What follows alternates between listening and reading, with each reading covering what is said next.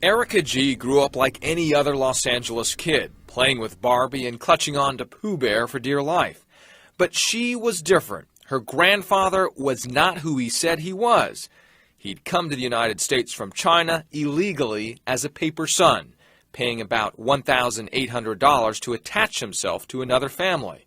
So I found out in high school. I was pretty surprised, and the legacy is that, in some ways, our family came in illegally, and I was wondering, are we going to get deported?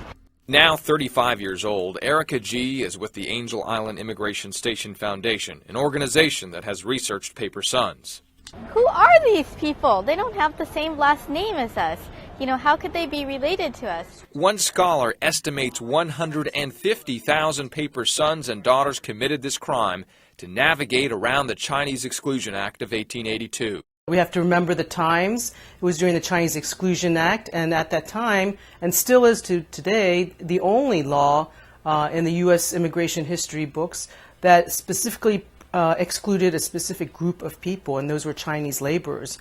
125 years ago this month, the Chinese Exclusion Act was approved by Congress.